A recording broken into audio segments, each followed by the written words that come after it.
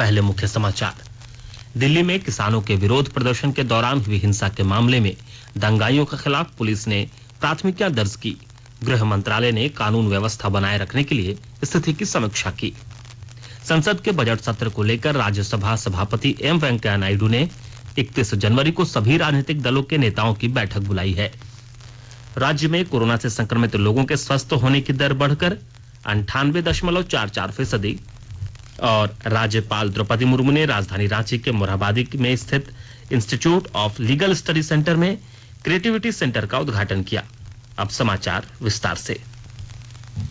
कोविड-19 महामारी के खिलाफ देश एकजुट होकर लड़ रहा है। आप भी हमारे साथ सुरक्षा और बचाव के 3 आसान एहतियाती उपायों का संकल्प लें। मास्क पहनें, 2 गज की दूरी है जरूरी, सुरक्षित दूरी बनाए रखें, हाथ और मुंह साफ रखें। राष्ट्रीय राजधानी दिल्ली में किसानों के विरोध प्रदर्शन के दौरान हिंसक घटनाओं के बाद दिल्ली पुलिस ने कानून के उल्लंघन, दंगा करने, सार्वजनिक संपत्ति को नुकसान पहुंचाने और हथियारों के साथ सरकारी कर्मियों पर हमला करने के मामले में मुकदमे दर्ज किए हैं। दिल्ली पुलिस स्थिति पर कड़ी नजर रखे हुए है। किसानों की ट्रैक्टर रैली के दौरान पुलिस और किसानों के बीच कल पूरे दिन संघर्ष जारी रहा। ज्यादातर घटनाएं Mukarba Chowk, Ghazipur ITO Seemapuri, Nangloi T point, Tikri border और लाल किले पर हुई। हिंसक घटनाओं में 86 पुलिसकर्मी घायल हुए हैं और दंगाइयों ने सरकारी तथा निजी संपत्तियों को नुकसान पहुंचाया है। दिल्ली पुलिस ने कहा है कि भीड़ में से कुछ लोग लाल किले की प्राचीर पर भी चढ़ गए, जहां उन्होंने अपने संगठनों का झंडा फहराया। दिल्ली पुलिस ने काफी प्रयासों के बाद लाल किले की प्राचीर और आसपास से भीड़ को भगा दिया। वहीं दूसरी तरफ गृह मंत्री अमित शाह ने राष्ट्रीय राजधानी दिल्ली में किसानों के आंदोलन से उत्पन्न स्थिति की कल समीक्षा की। सूत्रों ने बताया कि बैठक के दौरान दिल्ली में अर्धसैनिक बलों की संख्या बढ़ाने का फैसला किया गया। संसद के बजट सत्र के सुचारू संचालन के लिए राज्यसभा सभापति एम वेंकैया नायडू ने 31 जनवरी को सभी राजनीतिक दलों के नेताओं की बैठक बुलाई है। लोकसभा अध्यक्ष ओम बिरला 29 जनवरी को सर्वदलीय बैठक बुला सकते हैं। सरकार ने भी लोकसभा और राज्यसभा के सुचारू संचालन के लिए 30 जनवरी को सभी राजनीतिक दलों के नेताओं की बैठक बुलाई है। संसद का बजट सत्र 29 जनवरी को राष्ट्रपति रामनाथ कोविंद के दोनों सदनों की संयुक्त बैठक के संबोधन के साथ शुरू हो रहा है। 1 फरवरी को केंद्रीय बजट प्रस्तुत किया जाएगा। कोविड महामारी को देखते हुए राज्यसभा की कार्यवाही सुबह 9 बजे से दिन में 2 बजे तक और लोकसभा की कार्यवाही शाम 4 बजे से रात्रि 9 बजे तक चलेगी। बजट सत्र का पहला भाग 15 फरवरी को समाप्त होगा और दूसरा सत्र 8 मार्च से 8 अप्रैल तक चलेगा। मुख्यमंत्री हेमंत सोरेन ने झारखंड की उपराजधानी दुमका में गणतंत्र दिवस पर झंडोत्तोलन के बाद अपने संबोधन में कहा कि सरकार निजी क्षेत्र के 75% नौकरी स्थानीय लोगों के लिए आरक्षित करने जा रही है। इसके साथ ही शिक्षक और पुलिस भर्ती के लिए हम जल्द ही नियमावली लाने जा रहे हैं। सीएम ने झारखंड को विकास के पथ पर आगे लाने के लिए कई अन्य कार्य किए जा रहे हैं। श्री सोरेन ने कहा कि पिछला वर्ष हम लोगों के लिए कठिन दौर था। हम सब ने मिलकर वैश्विक महामारी कोरोना से डटकर मुकाबला किया और इस प्रदेश को संकट से बाहर निकाला। अब सरकार सशक्त और विकसित झारखंड के निर्माण के संकल्प को लेकर काम कर रही है। मुख्यमंत्री ने कहा कि सरकार ने कृषि लोन माफी योजना शुरू की है। इसके तहत 50,000 तक के लोन माफ किए जाएंगे। इस योजना के तहत 2,000 करोड़ खर्च किए जाएंगे। इसके अलावा पशुधन विकास योजना, युवाओं को रोजगार, खिलाड़ियों को सीधे नियुक्ति सहित अनेक काम सरकार ने किए हैं। महिलाओं की सुरक्षा और सशक्तिकरण के लिए 181 हेल्पलाइन शुरू की गई है, जो 7 दिन 24 घंटे काम कर रही है। राज्यपाल द्रौपदी मुर्मू ने राजधानी के मोरहाबादी मैदान में गणतंत्र दिवस के मौके पर आईपीएस अनिश गुप्ता सहित 38 पुलिस अधिकारी व पुलिसकर्मी को पदक देकर सम्मानित किया। पुलिस वीरता पदक से जैप 1 के कमांडेंट अनिश गुप्ता और सिपाही राजू सोई को सम्मानित किया गया, जबकि विशिष्ट सेवा पदक से धनबाद जिला के नंदकिशोर सिंह सम्मानित हुए। इसके साथ ही सराहनीय सेवा पदक से 35 पुलिस अधिकारी व कर्मी सम्मानित हुए। इनमें चाईबासा मुख्यालय के डीएसपी सुधीर कुमार, अपराध अनुसंधान विभाग रांची के पुलिस अवर निरीक्षक जयप्रकाश सिंह, रांची जैप 1 के मुक्तिधाम थापा, हवलदार कैलाश कुमार श्रेष्ठ, जैप 3 धनबाद के मान सिंह हेरेंज, जैप 10 रांची के सहायक अवर निरीक्षक लक्ष्मण कुमार सिंह, प्रेम कुमार, दिनेश प्रसाद, इफ्तेकार खां शामिल है। इनके साथ ही गुमला जिला पुलिस बल के सहायक अवर निरीक्षक इश्तियाक अहमद, चतरा IRB 3 के हवलदार शिवपूजन प्रसाद, चंद्रभानु सिंह, रांची झारखंड जगुआर के भारत गुरुंग, खूंटी जिला पुलिस बल के निस्तार सुंडी, रामेश्वर सिंह यादव को सम्मानित किया गया। इसके साथ ही इरकन कुजूर, पुष्पा टोप्पो, जंगल वॉरफेयर के स्कूल के साइबू बाड़ा, जेरोम बाखला, रांची के सहायक अवर निरीक्षक देवेंद्र कुमार सिंह, बोकारो के प्रफुल्ल कीड़ो, हवलदार भानु प्रताप, लोहरदगा के परमेश्वर प्रसाद, गुमला जिला के रणवीर कुमार सिंह सम्मानित हुए। इनके अलावा लोहरदगा के अरुण कुमार भगत, CID के शंकरनाथ, बोकारो के श्यामल कुमार मंडल, रतनलाल नायक, रांची के चितरंजन प्रसाद सिन्हा, कोडरमा के विजय कुमार रंजन, गोड्डा जिला बल के जमाल अहमद, पलामू जिला बल के निरंजन भगत, अमजद खान और चतरा जिला बल के सुनील कुमार को सम्मानित किया गया। मौके पर राज्यपाल ने मेडल और प्रशस्ति पत्र सौंपा। केंद्र सरकार ने कहा है कि मौजूदा खरीफ विपणन कार्यक्रम में 84 लाख से अधिक किसानों को फायदा हुआ। इस दौरान न्यूनतम समर्थन मूल्य 1,10,000 करोड़ रुपए से अधिक की खरीदारी हुई। कृषि मंत्रालय ने बताया कि सरकार अपनी मौजूदा योजनाओं के अनुसार किसानों से न्यूनतम समर्थन मूल्य पर खरीफ फसलों को खरीद जारी रखे हुए है। पंजाब, हरियाणा, उत्तर प्रदेश, तेलंगाना, उत्तराखंड, तमिलनाडु, चंडीगढ़, जम्मू कश्मीर, केरल, गुजरात, आंध्र प्रदेश, छत्तीसगढ़, ओडिशा, मध्य प्रदेश, महाराष्ट्र, बिहार, झारखंड, असम, कर्नाटक और पश्चिम बंगाल से करीब 587 लाख टन धान की खरीद हुई। यह पिछले साल की तुलना में 488 लाख टन की खरीद के मुकाबले 20.28% की वृद्धि है। सरकार ने अपने मुख्य एजेंसियों के जरिए 3 लाख टन मूंग, उड़द, मूंगफली और सोयाबीन की खरीद भी की है, जिससे करीब 1,62,000 किसानों को लाभ हुआ। चतरा जिले के गिद्धौर प्रखंड की रहने वाली शारदा देवी ने अपने प्रयासों के बल पर आधुनिक तरीके से खेती कर खुद को सफल कृषक बनी है। इसके साथ ही उनसे अन्य कृषक भी प्रेरणा ले रहे हैं। पेश है हमारे संवाददाता की विस्तृत रिपोर्ट।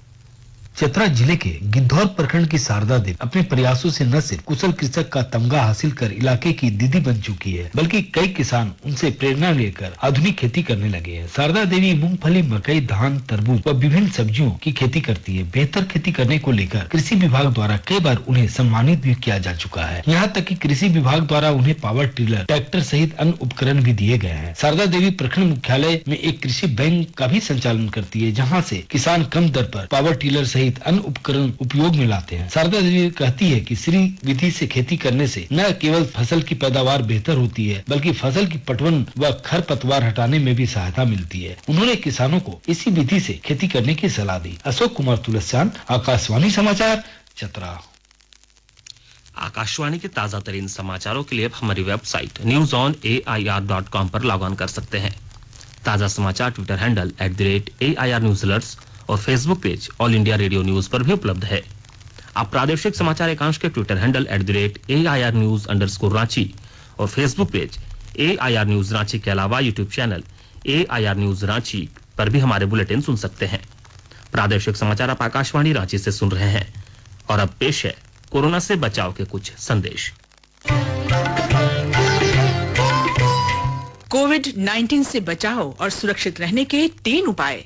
मास्क लगाएं, 2 गज दूरी है जरूरी, सुरक्षित दूरी रखें, हाथ और मुंह साफ रखें।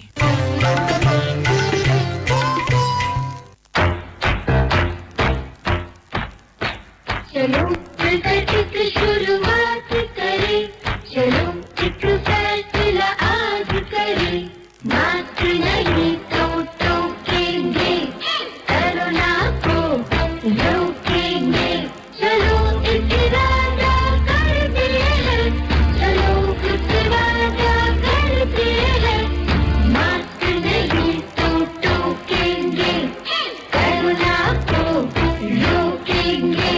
भारत सरकार द्वारा जनहित में जारी। झारखंड में कल 65 कोरोना पॉजिटिव मरीज मिले हैं। कल एक भी व्यक्ति की कोरोना से मौत नहीं हुई है, जबकि कोरोना से 65 मरीज ठीक हुए हैं। स्वास्थ्य विभाग के अनुसार रांची से 53, बोकारो से 2, धनबाद से 2, पूर्वी सिंहभूम से 5, सिमडेगा से 3 मरीज मिले हैं। राज्य में कुल कोविड-19 का मामला अब 1,18,425 हो गया है। इनमें 772 सक्रिय केस हैं, जबकि 1,16,589 मरीज ठीक हुए हैं। अब तक राज्य में 1,064 मरीज की मौत कोरोना से हुई है। वहीं झारखंड में कोरोना की रिकवरी रेट 98.44% है।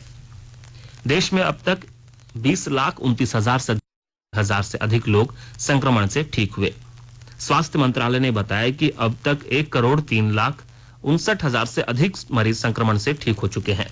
देश में कोविड से प्रभावित लोगों की संख्या तेजी से घट रही है। इस समय 1,76,000 सक्रिय मामले हैं, जो कुल मामलों का केवल 1.65% है। स्वास्थ्य मंत्रालय ने बताया कि कल हुई 137 मौतों को मिलाकर अब तक 1,03,724 लोग इस महामारी का शिकार हो चुके हैं। भारतीय आयुर्विज्ञान अनुसंधान परिषद ने बताया कि विभिन्न प्रयोगशालाओं में कल 5,50,000 से अधिक कोविड नमूनों की जांच की गई। देश में अब तक 19,36,00,000 से अधिक नमूनों की जांच की जा चुकी है। केंद्र सरकार ने कोविड महामारी के कारण उत्तराखंड में हरिद्वार में होने वाले कुंभ मेले में शामिल होने के इच्छुक सभी श्रद्धालुओं को उत्तराखंड सरकार के पास अपना नामांकन करवाना आवश्यक होगा। सभी श्रद्धालुओं को अपने राज्य के जिला अस्पताल या चिकित्सा कॉलेज या सामुदायिक स्वास्थ्य केंद्र से चिकित्सा प्रमाण पत्र लेना अनिवार्य होगा। इस वर्ष कुंभ मेला 48 दिनों तक चलेगा और उत्तराखंड सरकार इस महीने के अंत तक मेले के लिए अधिसूचना जारी करेगी। इस वर्ष कोविड महामारी के कारण मेले की अवधि कम कर दी गई है। मेला 3.5 महीने के स्थान पर 1.5 महीना चलेगा। मेले में आने वाले श्रद्धालुओं के लिए हरिद्वार रेलवे स्टेशन को तैयार किया जा रहा है। विभिन्न मार्गों से कई विशेष रेलगाड़ियां भी चलाई जाएंगी। राज्यपाल द्रौपदी मुर्मू ने राजधानी रांची के मोरहाबादी में स्थित institute of legal study centre में क्रिएटिविटी सेंटर का उद्घाटन किया। राज्यपाल ने इसे विद्यार्थियों के लिए बड़ी सौगात बताया। वहीं दूसरी तरफ राज्यपाल आज दोपहर लोहरदगा में नवनिर्मित महिला महाविद्यालय का उद्घाटन करने जाएंगी। लोहरदगा शहर से थोड़ी दूर पर स्थित बरही गांव में बनाए गए महिला कॉलेज में छात्रावास की भी व्यवस्था है। इस महिला महाविद्यालय में पढ़ाई के साथ साथ छात्रावास की भी व्यवस्था की गई है, जिसका लाभ आसपास के क्षेत्र की छात्राओं को भी मिलेगा। लोहरदगा जिला में यह पहला महिला महाविद्यालय खोला गया है, जिसको लेकर लोगों में काफी उत्साह देखा जा रहा है। कार्यक्रम को लेकर सुरक्षा के भी कड़े इंतजाम किए गए हैं। भारतीयता की भावना जागृत करने के लिए भारत पर्व कल से शुरू हुआ। इस साल इसका आयोजन वर्चुअल प्लेटफॉर्म www.bharatparv2021.com पर किया जा रहा है। यह 31 जनवरी तक चलेगा। इस आयोजन का उद्देश्य देशभक्ति की भावना को जागरूक करना और देश की समृद्ध और विविध सांस्कृतिक विविधता को प्रदर्शित करना है। लोकसभा अध्यक्ष ओम बिरला ने संस्कृति और पर्यटन मंत्री प्रहलाद सिंह पटेल की उपस्थिति में भारत पर्व 2021 का उद्घाटन किया। इस अवसर पर श्री बिरला ने कहा कि भारत पर्व भारत की सांस्कृतिक विविधता की एक अनूठी झलक प्रस्तुत करता है। उन्होंने कहा कि यह आयोजन देश के 28 राज्यों और 8 केंद्र शासित प्रदेशों की कला, संस्कृति, व्यंजन, परिधान और परंपराओं को जानने और समझने का अवसर प्रदान करेगा। प्रधानमंत्री नरेंद्र मोदी 31 जनवरी को आकाशवाणी से मन की बात कार्यक्रम में देश विदेश के लोगों के साथ अपने विचार साझा करेंगे। यह मासिक रेडियो कार्यक्रम की 73वीं कड़ी होगी। एक ट्वीट में श्री मोदी ने लोगों से कार्यक्रम के लिए प्रेरक कहानियां साझा करने का आग्रह किया। प्रधानमंत्री ने कहा कि वे उनमें से कुछ कहानियों को अपने कार्यक्रम में शामिल भी करेंगे। लोग नमो ऐप या माई जीओवी ओपन फोरम में अपने विचार साझा कर सकते हैं। वे टोल फ्री नंबर 1800-11-7800 पर भी डायल कर सकते हैं और प्रधानमंत्री के लिए अपना संदेश हिंदी या अंग्रेजी में रिकॉर्ड कर सकते हैं। वे 1922 पर मिस्ड कॉल भी दे सकते हैं और कल 28 जनवरी तक सीधे प्रधानमंत्री को अपने सुझाव देने के लिए एसएमएस में प्राप्त लिंक का उपयोग कर सकते हैं। अंत में मुख्य समाचार एक बार फिर। दिल्ली में किसानों के विरोध प्रदर्शन के दौरान हुई हिंसा के मामले में दंगाइयों के खिलाफ पुलिस ने प्राथमिकियां दर्ज की। गृह मंत्रालय ने कानून व्यवस्था बनाए रखने के लिए स्थिति की समीक्षा की। संसद के बजट सत्र को लेकर राज्यसभा सभापति एम वेंकैया नायडू ने 31 जनवरी को सभी राजनीतिक दलों के नेताओं की बैठक बुलाई है। राज्य में कोरोना से संक्रमित लोगों के स्वस्थ होने की दर बढ़कर हुई 98.44% और राज्यपाल द्रौपदी मुर्मू ने राजधानी रांची के मोरहाबादी स्थित institute of legal study centre में क्रिएटिविटी सेंटर का उद्घाटन किया। इसके साथ ही आकाशवाणी रांची से प्रादेशिक समाचार का यह बुलेटिन समाप्त हुआ। नमस्कार। घर में रहिए, सुरक्षित रहिए और सुनते रहिए आकाशवाणी।